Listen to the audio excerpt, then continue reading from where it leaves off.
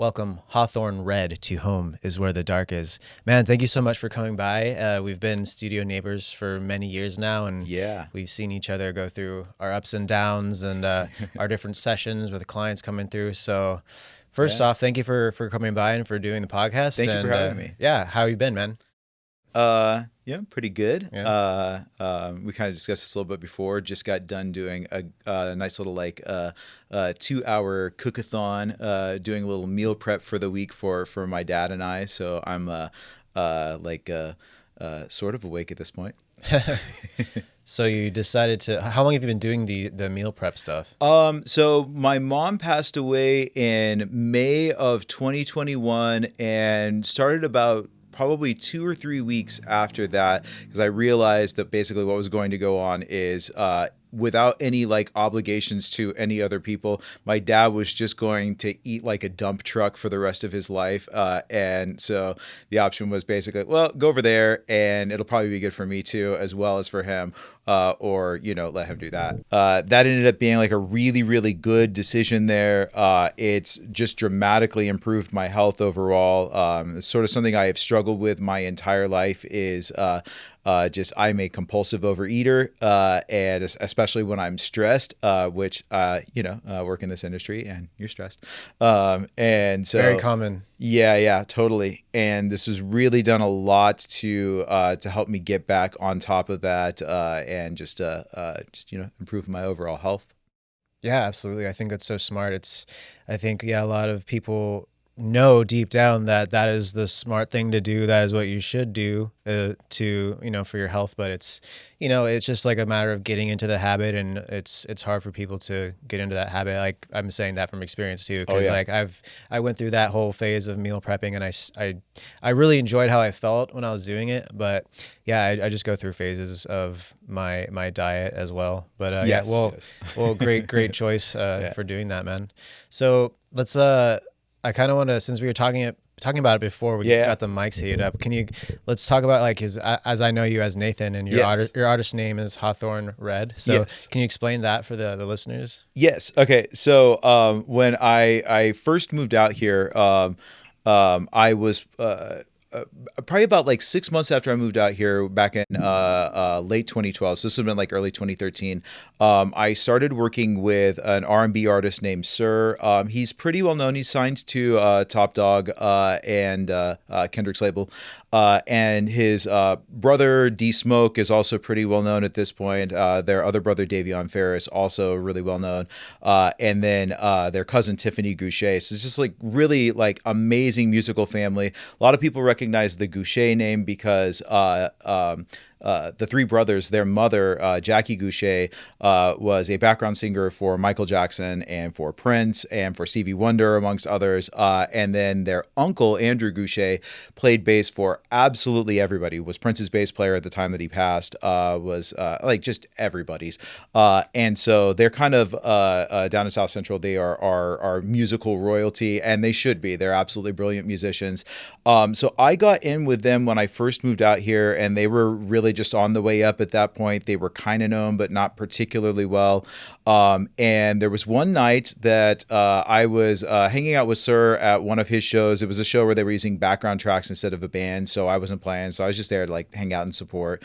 That happened to be the night that Breezy Lovejoy changed his artist name to Anderson .Paak, which is what everybody knows him as now. Sir was massively like unsupportive of this decision. So he was just like, man, that's a stupid name. And I hope I'm not getting myself in trouble with Daryl right now, with Sir right now.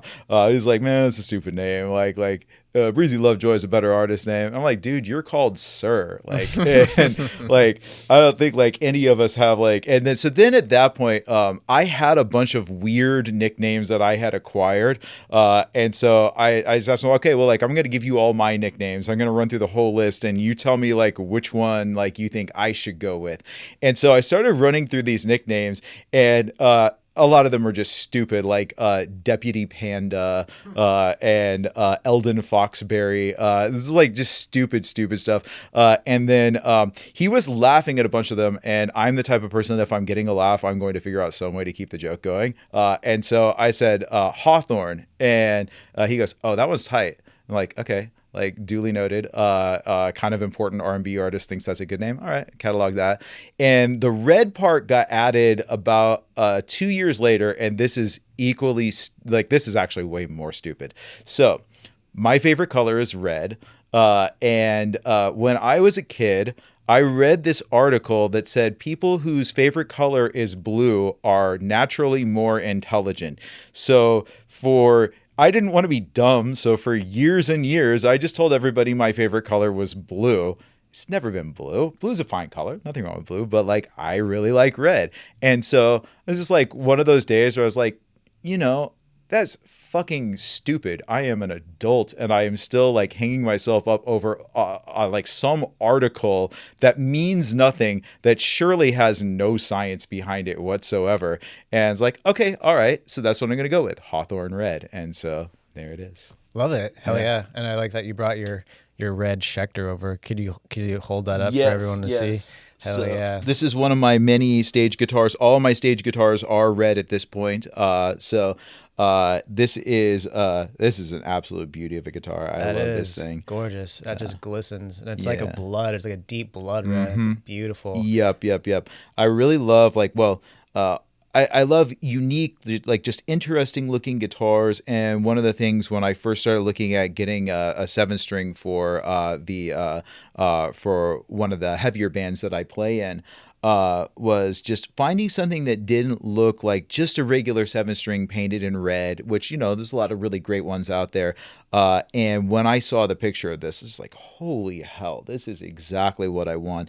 And and of course, you helped me get this. You helped me get this along with the 8-string Schecter. And it's one of those right. things. Yeah, the 8-string too. Yeah, I've got the 8-string also. The fixed bridge, right? It's it's the fixed bridge, the one with the fanned frets. Yep, the C8 Blood Moon. And with both of them, when they showed up, I mean, of course, you never know exactly what you're going to get in terms of the figure on the wood. And I saw some that were really cool, and some that were like, okay, that's nice. But like when my 7-string and my 8-string showed up at Schecter, and I went to pick them up, I was just absolutely blown away. I've got to say, like, I could not be more in love with the wood grain on this, like, and same with that 8. Just like fantastic they're sexy guitars. Yeah. So shout out to Schecter Guitars, shout out to Michael, president of Schecter, and shout out to Anthony Love. That's right. Scum Love. Here, you could put it actually in front of there. There you go. Okay, Perfect. Yeah, cool. So yeah, everyone go to Schecter's website and check out the guitars and grab one. So we'll put the link in the description. But yeah, I'm so glad that worked out, because like I've been a fan of Schecter guitars for so long, and they just keep improving their models and the quality. So I'm glad that worked out, man. Yeah. Well, and one of the really cool things on this particular one is it's got I always loved those Fernandez Sustainer pickups. Basically, it gives you an EBO on all 6 strings, so you can do like full chords. And I always wanted one of those, but I've never like really found a Fernandez guitar that really spoke to me. And so then the option is, okay, like just get the parts aftermarket and put it in another guitar. But this actually has something very similar built in, where it's got that sustainer on the neck pickup. And so that like satisfied this urge that I had like really since high school to have one of those guitars. But it's on a guitar that I love infinitely more than, nothing wrong with Fernandez guitars. They're very well made, but just like I've never found one that was just like the right one for me. And this instantly, when I saw it, and then when I picked it up and played it for the first time, it's like, yes, this is exactly the right guitar for me. And that just like is icing on the cake there with that little pickup. Hell yeah. What's the tuning on that one? So for my 7s, I am tuning, I'm dropping the E down to D, then dropping the B down to A, but then dropping the whole thing a half step. So it ends up being from low to high, A flat, D flat, A flat, D flat, G flat, B flat, E flat. Right on. Nice. What about the 8? What do you have on the that? 8 is, that one, I use like just a tuning that works for me, and I think it's just like ridiculous for everybody else. I don't think anybody else likes it. So that one is normally in DAD AD GBE. So you Brutal. get basically like drop D plus you got the and then you've got, it was like drop D twice Right. basically. So you have Yeah. the and yeah. Do you use that often on stuff, or is that like just for special sounds you want or special projects, or because that's low, that's super low. Yeah, Like, what do you it's use that for? very, very low. And so the band that I got it to play in, so basically I've been playing in this band Elevator for, I've been officially a member for I guess about 5 years now. So the bass player Nikki, I first met her in our old studio back in North Hollywood, and so we had that was just a crazy building there. And the guy who had been in the room prior to that was a serious coke addict, and so there were wild parties that would go on super late at night. And when he left, or I think was actually booted out of the building, we were like all very thankful. And the room sat vacant for a couple months, and then all of a sudden one day I hear the very signature sound of a Rickenbacker bass being played through an Ampeg amp. And there's nothing like it. You know that sound instantly. And so I heard that, and I'm like, damn, that's pretty good. Like that's like some serious bass playing there.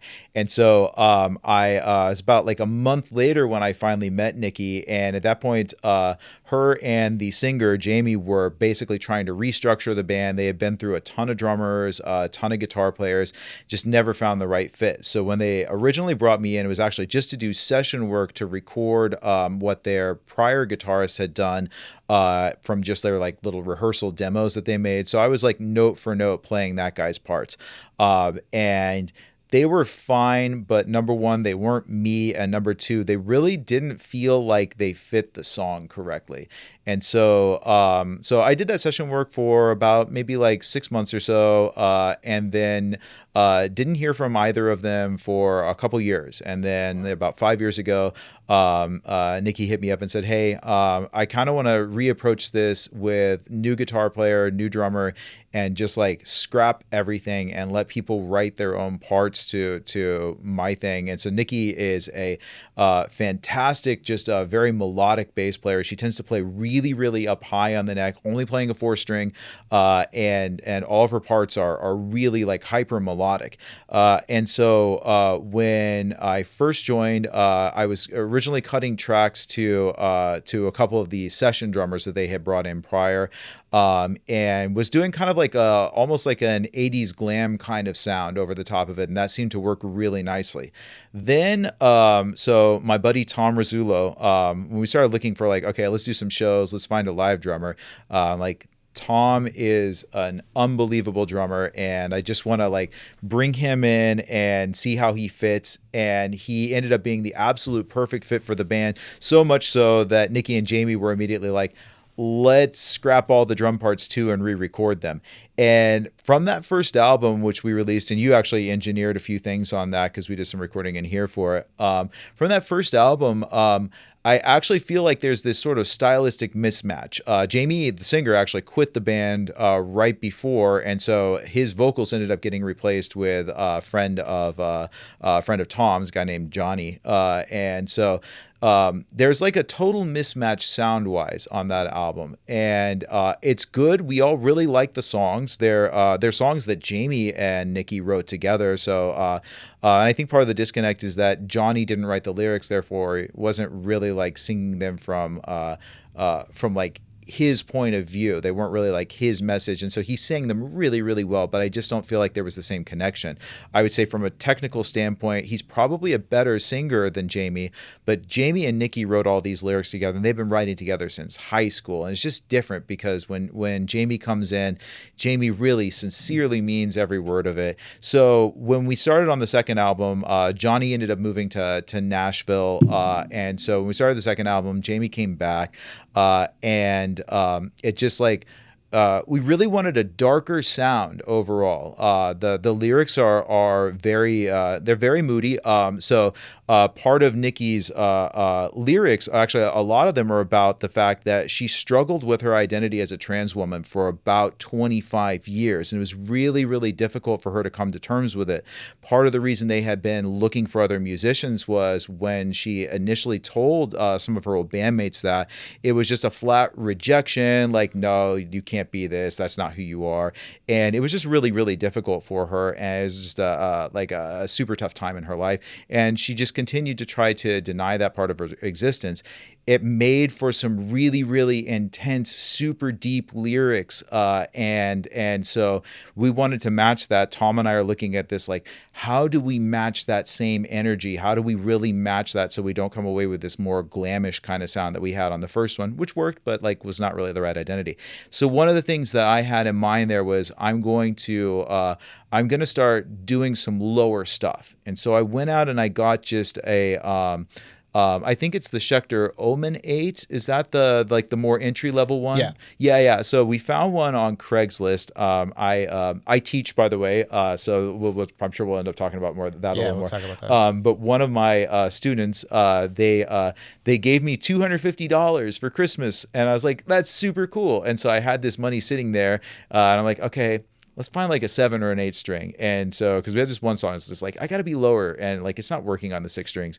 And so Nikki and I are sitting there one night in the studio, and I'm like, it's just not low enough. Like, let's see, let's just pop on Craigslist real quick and see what we can find.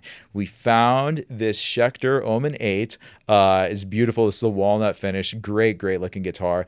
And the guy wanted $250 for it. I was like, I have $250. I literally just got $250. And so we got in the car, we drove down, we bought that guitar, brought it back up, and I'm like, let me figure out some tuning for this that like actually makes sense with my fingers. Okay, double drop D. All right, it's gonna work. And we wrote that song, wrote the guitar parts for it right there that night. So that ended up being like probably like a 6 or 7 hour night. And I would say if you were to ask any of the 4 of us in the band now, it would be in all of our top 5 of everything we've ever done. So it's just like this moment where it really crystallized like how the band was going to sound. And that means a lot of it is there's parts in a lot of the new songs when I'm playing on the 7 or 8 strings where I am lower than Nikki on the bass. She's up here super high playing these really cool melodic ideas or sometimes playing chords. And I meanwhile down low, like chugging with this kind of like genty sound. Then matching that with, I'm a jazz player also, so like genty jazz chord, just Right. back and forth. And that sort of like redefined a lot of the sound that we're doing on this. I use the lower guitars probably about, I would say, on maybe like 30-40% of the songs, and the rest of them I'm still on 6 strings for. So it just depends on what the song like calls for. But they get used an awful lot for that. So I've got the 2 Schecter 8 strings. I've got the 7, and then I've also got a Third Eye baritone Les Paul, which also Third Eye Guitar is another really, really cool company, kind of smaller company. And so those are like my low options there for when I'm trying to get down like underneath play lower than what Nikki's playing. So Love it. Yeah. So you went, okay, let me to get that was a long no, I windy love story that. there. I love it. So let me get this straight. From the idea, you're sitting in the studio and you're like, you have an idea. Then you go from having the idea to looking online, buying an 8-string guitar, coming back and recording the song in one day. Yeah. That's rad, man. That's Yeah, awesome. it was great. We recorded everything except for the solo that day because I just couldn't I've got like these tiny Donald Trump hands, and like my hands were cramping up, and I was like, I can't figure out how to make this work the way that I want it to with all these strings. So it took me about another, I would say, like week or so to really like figure out what to do or like how to approach the solo on it. I have never really been huge into sweep picking, not because I don't like the sound of it, but just because I kind of sucked at it. And so I really heard a lot of sweep picking on this. And so I kind of spent that week forcing myself to get good, or at least good enough to record that part at sweep picking so that I could really play it the way that I wanted to. That actually is another thing that sort of changed the tone of things, because that was the first one that we were working on for the second album, the first song that we started on. And I sort of got this idea, like, as an R&B guitarist, which is a lot of what I've been doing with Sarah and Tiffany Goucher and a lot of the other artists that I've been working with. That is, you play this really, like, these pretty chords, you do all that kind of stuff, but you're not technically challenged on the instrument. And I started to realize, like, I'm getting soft. So when we were recording the first album, I was like, okay, I got to figure out how to make sure that I'm actually challenging myself so that the music actually sounds aggressive for this. So you're saying jazz is easy for you now? That's what you're saying? Jazz chords? Jazz chords are very easy for me. Soloing in jazz, there's like this constant uphill where you never really, like, totally arrive. But yeah, so I sort of, after doing that sweep picking thing, I got into the habit of saying, okay, with each new song that we start, I'm going to try to make this the most technically demanding thing that I have ever done. Let me force myself with every song to grow in some aspect of my guitar playing, and just see if I can like challenge myself to learn all these cool techniques that I see other guitar players doing that I really like, that I have never incorporated into my own playing. And it has made a massive difference for my technique overall. So in addition to just really enjoying, like, the way that Nikki writes songs, the way that Nikki and Jamie write songs, and enjoying this like cool sound that we make that's very, very different from all the R&B and soul and jazz stuff that I do. I also really love that this band has forced me to, like, get my shit together as a guitar player and actually, like, play for real.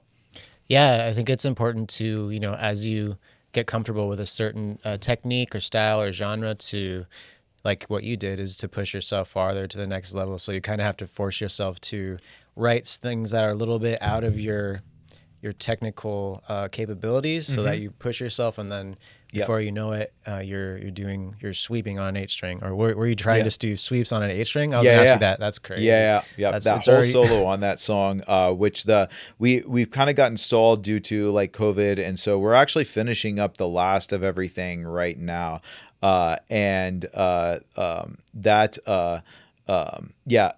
one, when it comes out, I'm not sure if it will still be under the working title or not. The working title for the song is Satan. It has nothing to do with Satan, so that could change, or it might stay the same.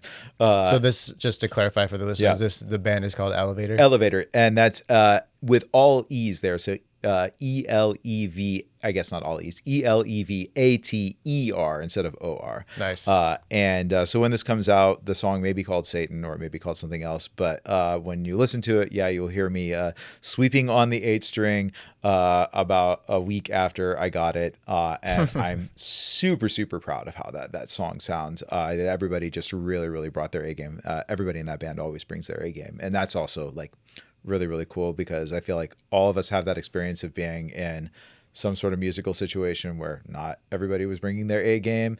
And so to have something where consistently all four of us, like, always show up with, okay, we're going to absolutely make this the best that we possibly can. I love that so much. Absolutely. Yeah. So are you going to put this, is this going to be out under Notown? So we have a collaborative distribution between Nikki's distribution company, Campus Records, and mine, Notown Sound Records. So we basically do it as a collaborative effort. I handle, like, a lot of the logistics side of it, and she handles, like, all of the financial side of it. So it was like joint venture for us there. Right on. Can you, for the listeners, can you explain, like, you have a record label called Notown Sound. Can you explain, like, what kind of genres you specialize in, and what kind of, artists you're niched into for the listeners? Well, and I'll actually start by saying that we are in the process of we are not going to continue to use the Notown name moving forward much longer. So Notown Sound was a concept that I came up with right before I moved out here. I was driving around one morning in Wichita, Kansas, my hometown, and I knew that I was going to be moving to LA soon. And I just didn't really have my plan crystallized. I knew I wanted to produce records, wanted to like play on people's records and do all that, and just had this sort of realization one morning that one of the things that really made I love Motown music in particular. I love all sorts of stuff. I like my listening habits are very diverse. I know that's something everybody says, but like I really do listen to so much stuff. And I've always really loved old Motown records. And there's this fantastic documentary called "Standing in the Shadows of Motown," where they basically talk about and interview this group of musicians that was the instrumentalists for all of these artists. So basically, the label had this little house band set up, and it was a rotating house band. So they had three like main drummers, and then they had three main piano players, about five guitar players, some percussionists, and just sort of like this rotating group of musicians that would play on all the instruments. And I thought that's the way to go. Establish this really, really cool like core group of musicians that's going to play on everybody's records. And so I had the notion, the name came from, obviously it's a tribute to Motown, but so Motown, Motor City, Detroit, that's where all those musicians ended up. And what happened that made that sort of a crystallizing place was that in the 60s, the auto plants were basically one of the only places where a black man could go and get a job that actually paid anything. And so you had this massive migration from the South of oftentimes it's like musicians. So you get like jazz musicians from New Orleans who can't work in New Orleans. And meanwhile, there's a great paying middle class job if they just moved to Detroit. And so you had this glut of musicians that moved from the South where they couldn't get any work as a musician or otherwise up to Detroit. You get this massive concentration of amazing musicians, and that allowed Berry Gordy to go through and select just the absolute cream of the crop. James Jamerson, Benny Benjamin, Pistol Allen, all these guys, just fantastic musicians. And obviously Smokey Robinson, Marvin Gaye, all these people that ended up there also for all the same reasons. And so I had the notion of like, okay, you could do this in this sort of collaborative way where people don't have to be in the same like geographic proximity to each other. You could basically have a drummer in Los Angeles playing and then have a bass player in like Idaho, doesn't matter. And you can layer these parts together and you can create the same thing. However, I was wrong. So what ended up happening was after I got out here, a couple guys from my hometown, they kind of got involved with it too. And we ended up establishing the exact same thing as Motown, this core group of musicians.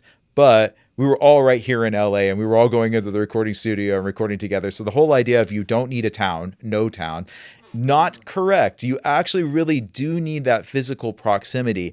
And what really drove that home was we were just roaring along right up until 2 weeks before lockdown.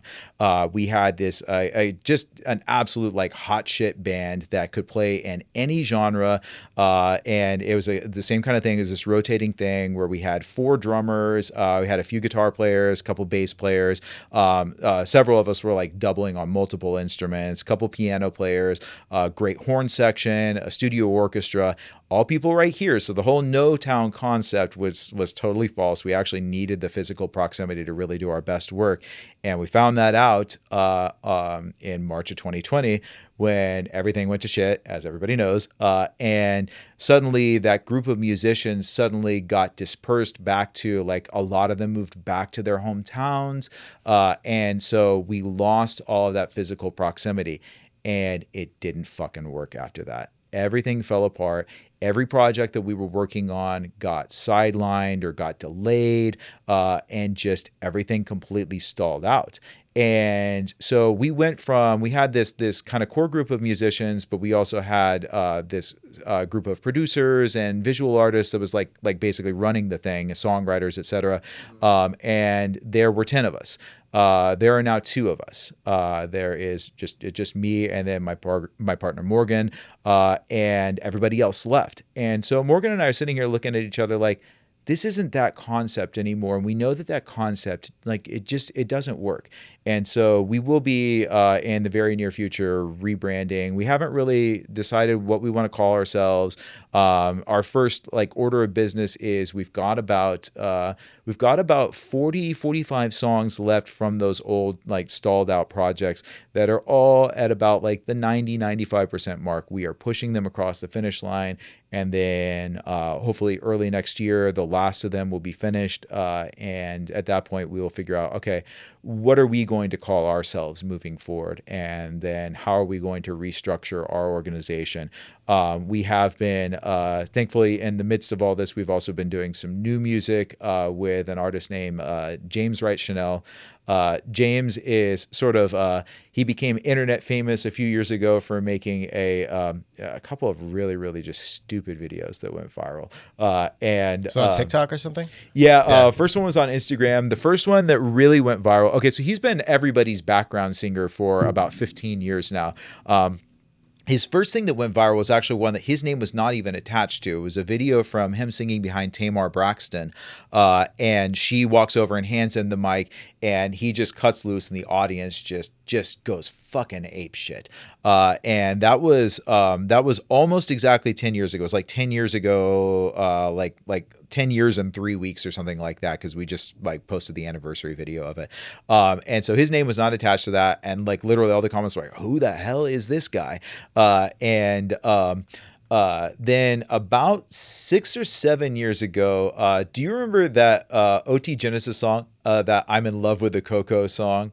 It's about Vaguely. cutting cocaine. Oh. It's one of like the worst like rap songs I've ever heard in my life. Just like just terrible. James did a video on Instagram where he has on a wig and he's pretending to be like a 60-year-old church lady singing it in 60-year-old church lady style. Nice. And that went fucking like just wild. He also did this video. He's friends with Patti LaBelle, and he did this video where she had just done this cooking demonstration, and he did a video about eating like one of her recipes, and that also went viral. And she ended up taking him onto like one of the morning shows to do a cooking demonstration, and the producers were like, "We like you a lot." He ended up on some reality shows as a result of that, and just like so he went basically in his late 30s to having a sort of like a career as a background singer, which is it's nice work, but it's not consistent, to suddenly now like he really like has a lot of great things going for him. He had the opportunity in 2018 to do a duet with Snoop Dogg on Snoop's gospel album. Nice. And so that again just kind of like opened some additional doors for him, but he had never really had like that sort of like A-list material of his own. He had worked with a couple producers and had some songs that came out that like his contributions to them are good, but he just wasn't working with producers that were good enough for his talent level. One of the artists that was signed to Notown was a guy named Ryan Stewart. Ryan is James's best friend. And Ryan, very unfortunately, passed away of pneumonia at age 27 while we were recording his debut album, and died before he could finish all of his tracks.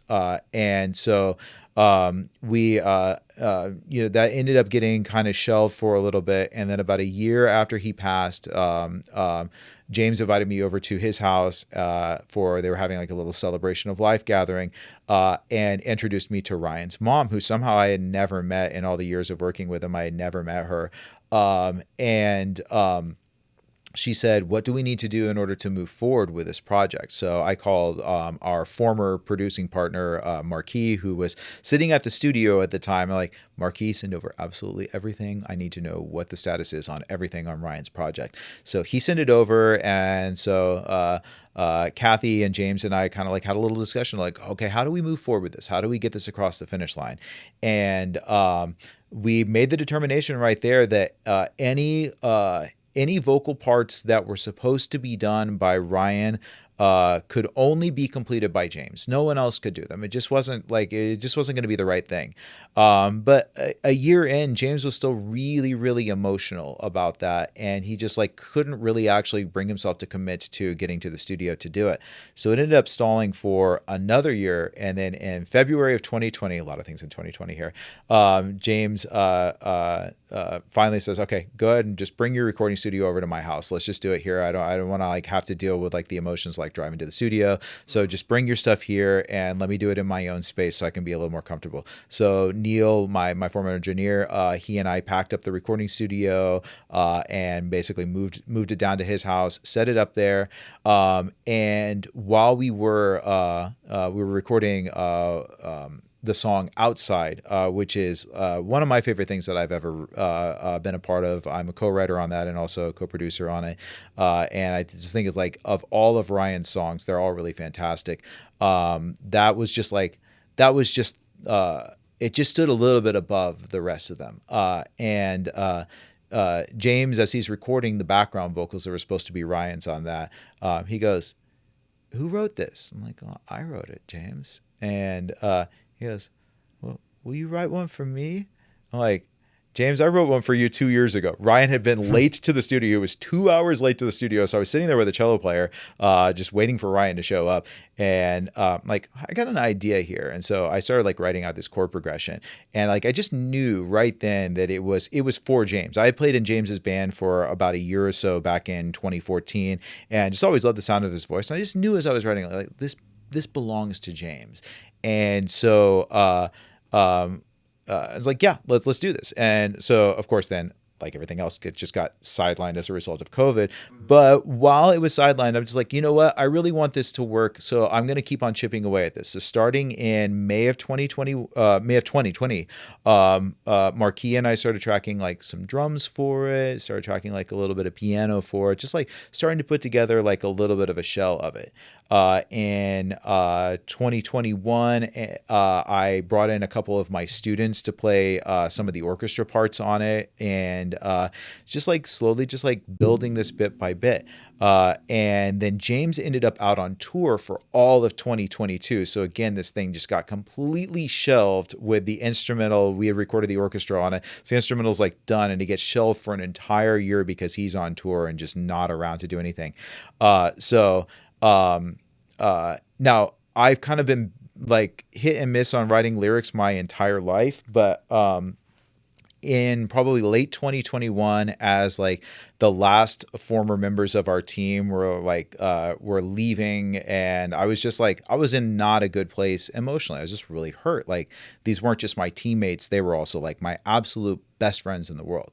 And I'm out hiking in the hills above Santa Clarita one day, and the lyrics just sort of like came to me for the chorus. And when you listen to it, it sounds like it's a love song. And it's not. It's actually like the chorus of it. Now, it's one of my other friends wrote the verses on it, but and they are very love song oriented. But as I'm writing the chorus and the bridge on this, I'm not talking about a relationship at all. I'm talking about my former songwriting partner, my former producing partners, who are not here anymore, and and the strain that the physical proximity like between us now has placed on our friendships, where we really don't talk anymore. And so I was just writing about that. And so James finally comes into the studio. This was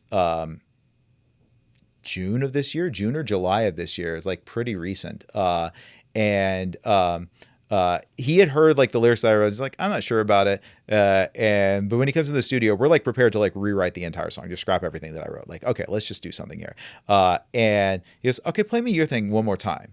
And so I play him my demo, and he goes, "No, actually, I do like that. Let's record it." And so right there on the spot, we recorded it, mixed it, and like the week and a half after that, and just like did everything super, super fast. And it actually ended up getting on the first round ballot for Grammys for Best R&B Song. Nice. We will find out within the next few days if we made it through to the next round. I don't know if we have enough traction to make it through the next round, but it went from this thing that grew out of of Ryan's passing, and just everything feeling just lost, and just feeling like nothing was ever going to work out.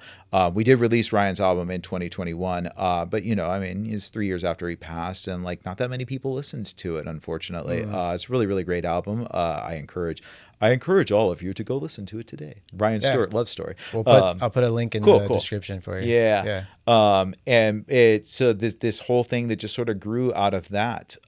And so now James, we're working on more new material with him, and basically doing it kind of as a sequel to Ryan's album. Ryan had the idea of he wanted a concept album that started with basically it's showing the entire arc of a relationship, going from seeing the girl for the first time, falling in love, and then the relationship ultimately not working out. So the end of the album, the last two songs are breakup songs. Actually, the last two and a half, there's this really cool transition that happens in the middle of the middle song. And so James's album, we're kind of writing as the sequel to that. It's like basically starts with Please Come Back, which is a song about just really, really missing somebody that used to be a big part of your life.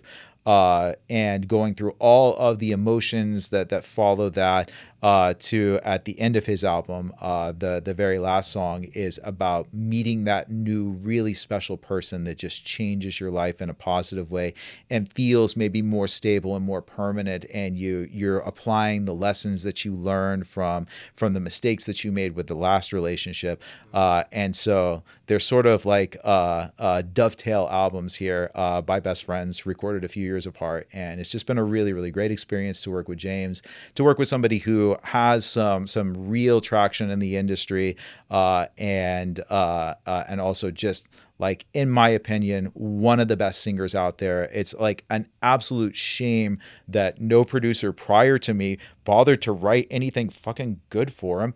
But thank you to all of you other producers who completely let the guy down, because left the lane open for me. There you go. So you wear a lot of hats in music. You're a teacher. You are an engineer. Wear a lot of hats in real life too. In real life too. This happened when I was 11. So Really? yeah, I had a bald spot when I was 11. It just got worse and worse. So Oh, so you just made this decision to yeah. But I finally just it's got to go.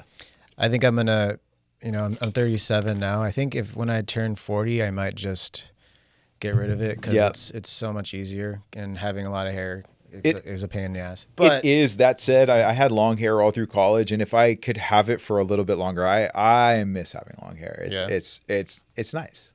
I think that's the thing. It's like when you miss the thing that you don't have, and then when you have it, you want the other thing. So I think I'm in the position where, like, I'm grateful to, because my dad, like, started losing his hair from stress, so I know I'm, like, bound for that, and a lot of people in my family. So I'm like, oh, I still have my hair. I'm almost 40, so I'll just hang on to it as long as possible. Anyway, okay, off of my dumb hair jokes here. So you're a music teacher, you're an audio engineer, songwriter, guitarist. You play all kinds of different multi-instrumentalist. You own a record label. You manage a lot of different hats in this industry. So my question for you is, if you had to pick one to focus all of your time and energy on, what would that be? Producing and songwriting is absolutely, like, my biggest passion, and it grew from out of as a young kid, I was mostly into classical music, and I really wanted to be a classical composer.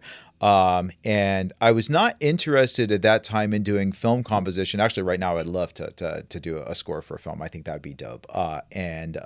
But it sort of grew out of that. But then as I got into middle school, and especially into high school, when I really started discovering other styles of music, discovering hard rock, getting into guitar, discovering grunge, metal, all this. And then in college, discovering Stevie Wonder and soul music and R&B and jazz and all this other stuff. Like, the producer hat just after a while started to feel like, oh, this is like the natural like culmination of everything that I really, really love.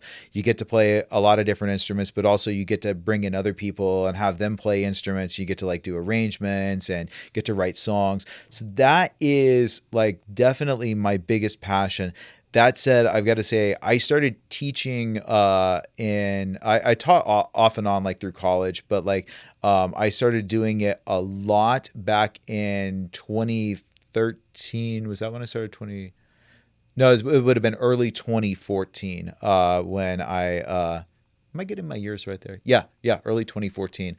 So Marquis, my former production partner, I feel like you had to have met Marquis at least a few times, I think right? so. Yeah. Yeah. Yeah. Because he didn't leave until late 2021.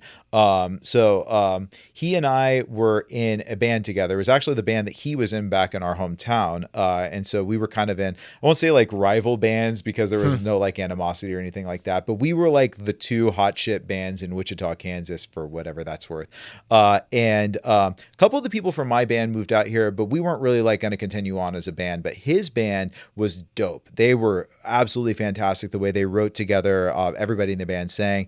And so when I first got out here, they had a Monday night residency at the Lighthouse in Hermosa Beach.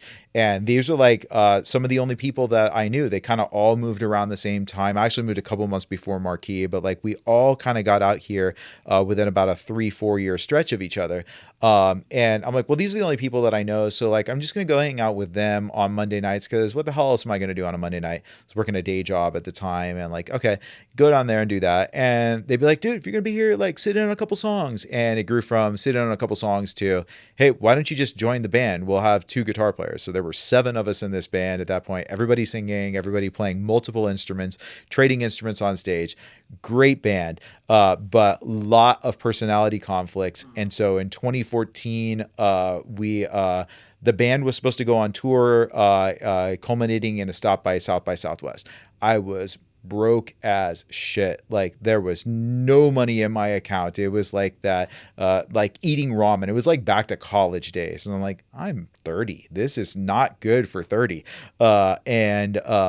So I told them like, hey guys, like I think I better stay back from this. I think I better go like find a job. I've got to get some money back in my account. And since there was one other guitar player in the band, plus another guy from the hometown who was going to join us as a third guitar player on tour, like, okay, well, we got 2 guitarists and you know, the other guy can sing your part. So that's fine. No big deal. So I stayed back and interviewed for a job at a store as a music teacher. Meanwhile, 2 days into that tour, that band fell the fuck apart. They did not make it to South by Southwest. By the time that, so there were 7 of us that were in the band, but then they had augmented it by 3 more people for this tour. So it's supposed to be 10 of us. By the time that the tour van got back to LA a couple weeks later, there were 2 people left plus me. Oh, God. And so we continued on as a 3-piece for a little bit, but it was not good at all. So it turns out that like not going on that tour was probably one of the best things because I ended up getting the job at the store as a teacher. And at that time I kind of put down all of my brass instruments. I was a really, really solid trumpet player and French horn player all through college and dabbled on the other instruments as well. And just put them down because there was no work for it. And so it forced me to pick those back up. And opened up like basically like this whole new world for me. The store ended up closing down, so I went independent after a few months and started out with probably 10, 15 students. Right now, I'm most weeks around about 30 students, and I Wow. also spend some time volunteering at a couple of the local schools. So I go in there and just like help out with their band programs one day a week, and it has tremendously grown me as a musician because understanding all these concepts, I am one of these guys who knows like a lot of theory and all that. Understanding those concepts yourself is very different from having to explain them to Right. someone else, and having to explain them to all these kids and then seeing these kids like go from this beginner's level to being good enough to play on a song like Please Come Back, to play in the orchestra on it. Some of my very first students are the ones who are in on that orchestra, 7 years after I started teaching them. Wow. it forced me to constantly step up my game at every single stage. So it's very much like being an elevator forced me to step up my game as a guitarist. Just my overall musicianship, my understanding of how chords and melodies work, trying to explain to people like how to improvise jazz, how to make a melody, all these things crystallized something within my understanding of music that I don't think I would have ever gotten had I not had that. Plus, on top of that, like my kids are some of my favorite people. Like I really, really love my students. They're so much fun. And I was kind of like always on the fence in my 20s. I was very much on the fence of like, I don't know if I want kids. I don't know if I even like being around kids. To like now, I'm like, no, actually, kids are great. Kids are fantastic. They are unfiltered. They say Yeah. what they mean. Yeah. They have really, really like most of them, their sense of integrity and honesty and just fairness is so much finer tuned than so many adults that I know. And so like this experience of being around these kids who like operate on these principles and are really passionate about life, and then having to explain all these concepts to them, but also it very often turns into discussions about life and like having these long track relationships with these kids where even after they go off to college, they're still like calling. Some of them still take lessons even after they graduate, and still call and check in all the time or stop by the studio all the time. And that has been such an amazing experience that even though producing and songwriting is like number one for me, um, it's like by like that much. I really, really love teaching, and I don't think there's a moment in my life where I won't at this point. I think it will be like a career thing for me as well.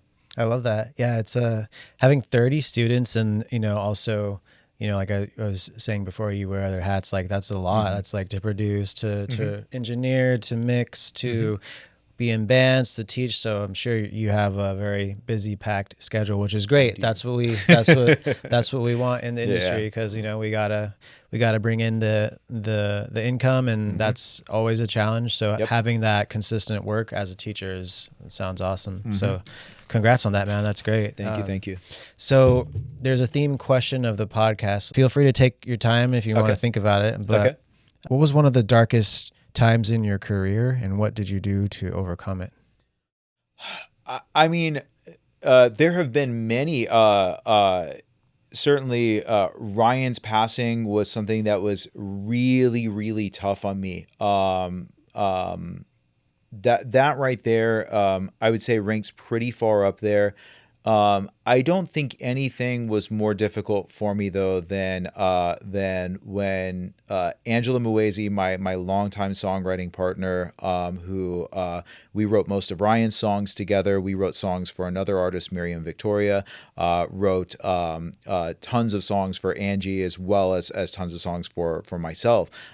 We did absolutely everything together, and she left in August of 2020, and the communication was basically not there, to the point that I kind of assumed that she was gone, but I didn't really get any confirmation of that until December of 2020. And even right now, I'm working on finishing up both a reboot of her first album, which was the first thing that we released, but I feel like we rushed it and didn't make all the right decisions. So I'm revamping that one right now, and also working on I think 10 or 11 songs that were part of. She was going to do a basically a double EP, 7 songs each, released 7 months apart, but not all of them made it across the finish line, just as a consequence of her deciding to leave.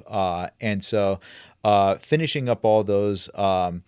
So sort of this continued sort of dark thing that is still in my life right now, where I mean, she was one of my best friends, somebody that I just really felt extremely close to, and it's what made our writing together so rich. But her leaving and her really not communicating much with me, and we do have some communication now, and she recorded some additional vocals earlier this year to try to help finish things up, but missing that, there's like this hole that I don't know what or who will ever like take the place of that in my life. And it may just be that that was just a unique thing that I will never have quite the same with anybody ever again. And if so, that's fine.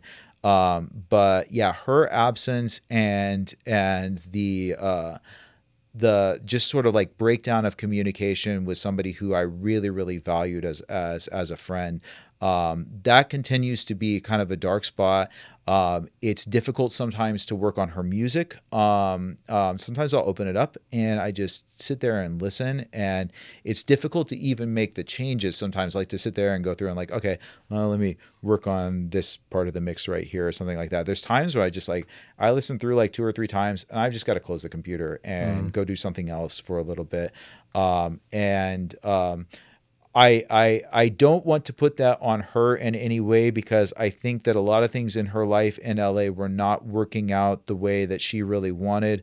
And I think that there's probably some responsibility of mine on that part, because as we were working on her record, there were on this double EP, there were a couple of other projects that we're working on at the same time, and I think that there were times where I probably just did not, I won't say probably, I feel like I definitely did not put the effort behind her that I should have. And so for her as my business and songwriting partner, to have at times prioritized a couple of other things over her project, it's always a difficult thing when you're producing multiple people's projects. If somebody's got a song that they've got finished and someone else is still like working on writing theirs, you tend to work on the one that's already finished and like try to push that across the finish line.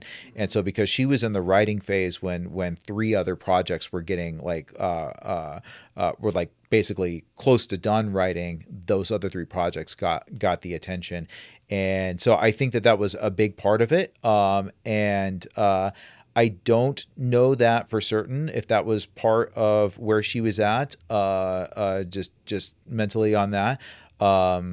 And I sense that she may not be very happy with me, and I don't necessarily blame her for that, because I feel like she has just absolute world-class talent, and I feel like as a producer, I kind of let her down by not putting more priority towards her. And so it's not just like the lack of communication or the lack of friendship. It's also just the fact that I feel like somebody that was really important to me, I let down, and that's difficult. And it's not something I can fix. It's like I always use this analogy, like take a plate outside, throw it against the curb, watch it shatter. Now tell the plate that you're sorry. Plate's Yeah. still broken. Yeah. And I feel very much like my missteps in handling how to manage the workload. I feel like that cost her some opportunities that were very valuable, very valuable to her. And stuff that she had been dreaming about for a long time too. Now she's got a great business that she started with her sister since she moved to Chicago. She has her and her husband have a new baby that was born in, I believe, May, if I recall correctly. And so she's got a lot of great things going in her life now. It's tough not being a part of it. It's tough that I don't get to be there for all those experiences too, and that we're not writing songs together, and that we also just have, all these songs, which I think are absolutely just brilliant songs that she wrote and some that we wrote together, that like 10 people have heard. And there's something that Morgan, my business partner now, who has been with us for 7 years, she and I were talking about this the other night. I feel very much like as an artist, we see things differently in the world. We see experiences differently in the world. Like it's like we're seeing things at a different angle. The way I describe it is like there's something a little bit broken inside of all of us as artists, and I feel like it's sort of like if you've ever seen a piece of glass, a thick piece of glass that's been fractured internally, and now the light is shining through it at weird angles and it's projecting out these prisms. I feel like that's what goes on. The light of the world shines through into us. It reflects out in all those different angles, and we as artists are able to see that and capture that and relay that back. Everybody else is feeling these things too, because we're all a little broken inside. Everybody else is feeling these things too, and it's our job to transmit that back, because the people who are not artists, like they need to connect with those parts of their emotions. And so when we hold back our art, when we don't release it, when we don't get it across the finish line, we're missing the opportunity to do this service to humanity that I feel we're called to. Yeah, Morgan and I were discussing that the other night, and just like, I feel like I have in that aspect like really failed to facilitate Angela getting her message out to the world and like helping whoever it is. It doesn't matter. I mean, it's great if it helps millions of people. If like that's obviously financially, that's fantastic when that happens. But it doesn't matter if it's that or if it's like 10 people that hear it or 100 people that hear it. Whoever needs to hear it, if you get your art out there, whoever needs to hear it will probably hear it at some point, and therefore we have that obligation. And as a producer, I feel very much that part of my obligation is to make sure that as I work with artists, that I'm facilitating them doing that. And I definitely feel like I let her down. And so that is my long-winded answer to it's pretty dark. Oh, thank you for sharing that. Yeah. I really like what you said about as artists, you know, we with the glass and the reflecting glass, like in a skewed, you know, obscure way, and Yeah. people picking up on that. That's a great analogy, and I agree with that. So, was there ever a conversation like with her exactly like why she decided to not continue? Like, do you know the exact reason, or are you just kind of what you feel? You're telling us how you feel about it. About you, do you really know? Or No, that's just it. Is so since she left, we had about from what I understand now, would have been like about a few weeks before she left. We had this text exchange, and it was it was right around the time of Ryan's birthday. And so because she and I wrote all those songs together, you know, that's it's still difficult for us. Like the day that Ryan's birthday, and then the day that Ryan died, which are 6 months apart, July 17th and January 18th. So it's like these two reminders at the beginning of the year and the middle of the year of Ryan was just like the most fantastic, warm, loving person. I mean, there are 500 people at his funeral. The mayor of Compton gave the dedication. This is somebody who like really deeply impacted everybody that he ever spoke to, and just absolute pure love. And so for that light to not be shining in the world anymore is, I think, really difficult for all of us. And so right around that time in 2020, right around Ryan's birthday, obviously like that was an emotional time for all of us. She and I have this text exchange where we're working really heavily on finishing Ryan's stuff at that point. I've got James's vocals, so it's like we're about to push across the finish line. And I'm like, and I just had this moment where I texted her. I'm like, is any of this for anything at all? And like I feel like I'm not sure, maybe we're just spinning our wheels on everything, and maybe none of this matters. She sends me back a text. Normally, if I get to that place, because I can get to that place pretty easily, I'm pretty neurotic. And if I get to that place, she was one of those people who could like bring me back to center. She was always really good at that. And her text back to me was, "I'm in a really weird place with my decision making. I can't really talk right now." And I had never had anything even remotely like that from her. And so then after that was about 6 months, wherein like the next time that we communicated was her birthday is December 26th. So it was on her birthday, I texted her and said, "Happy birthday. I'd love to hear from you." And she says, "Hey, I'm back in Wichita." She's also from Wichita. "I'm back in Wichita now, like figuring out what I'm going to do with my life." Yeah, I kind of suspected that that's where you were at. And then and I said, "What do you want to do with music?" And she said, "Well, I want to finish it." And so she recorded some vocals from her family's basement and sent those over in January of 2021. and then back to like radio silence for several months after that. Just heard nothing from her. I would send her a text every once in a while, but like, and we would communicate like very briefly, but it was never anything of any substance. In January of 2022, she called me out of the blue. I was actually on my way to that same trail. I was at the trailhead, the same trail where I wrote "Please Come Back" over in Santa Clarita, and she called me out of the blue and she said, "Hey, I need to reach out to you because I feel like I'm not being fair to the friendship." And part of me is like, "Yeah, fucking ain't right," but then part of me is like, you know what? My behavior is what caused this. Like I screwed up here. So like I'm not putting anything on her at all on this. And it was just really good to hear from her. And it was the most like substantive conversation that we've had since. And we talked for about 20 minutes and I just like everything in my world felt better after that conversation. And then it went back to radio silence after that. At the beginning of this year, we had the conversation again, actually on her birthday at the end of last year, had the conversation again, like, "Hey, what do you want to do? I really want to get these songs done." And she says, "Well, I'm 4 months pregnant. I've got a little bit of time. So I can record some vocals, but I don't have any equipment." So I packed up all the mics, sent it out to her. She was Oh, supposed to record the vocals for the remaining, like, I think it was 4 songs that were unfinished. She recorded one of them. She had the mics for 3 months. She recorded one of the songs and then she sent everything back without finishing the last couple.